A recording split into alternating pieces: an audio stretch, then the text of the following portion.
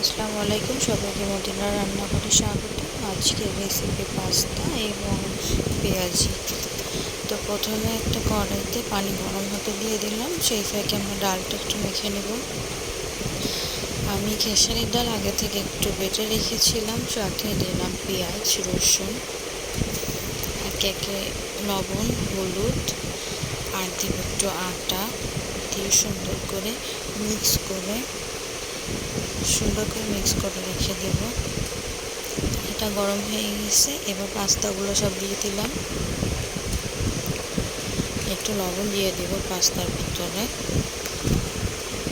যাতে পাস্তার মধ্যে সুন্দর করে লবণটা ভালো ঢুকে।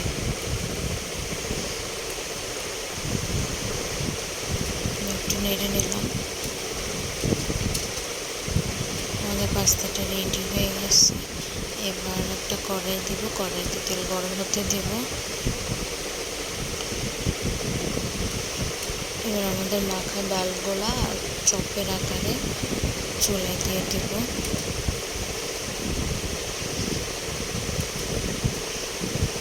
আমি প্রথমবারে 4টা দিয়েছি, পরের বারে 3টা। এভাবে যেভাবে সুবিধা হয় সেভাবে দিয়ে দিলাম।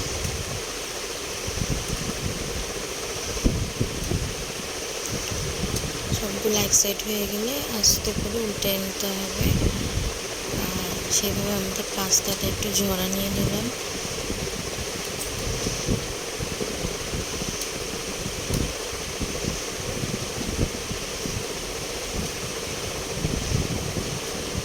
আমি সবগুলো হালকা বাদামি রেখেছি, আপনারা চাইলে একটু ভাজতে পারেন।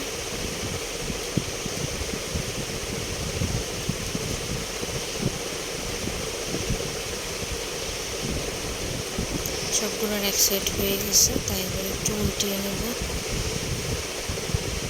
আমাদের চপটাই রেডি।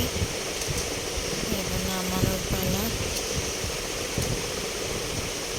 হয়ে গেছে আমাদের চপ।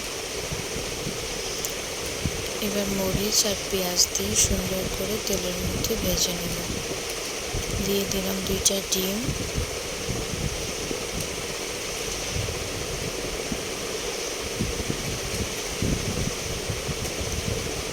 সুন্দর করে উল্টায় পাল্টায় ভেজে নিতে হবে। দিয়ে দেবো একটু লবণ, একটু হলুদ আর নুডলস আর মশলা। পাস্তাটা দিয়ে দিচ্ছি। নুডলসের মশলাটা এখন দেব।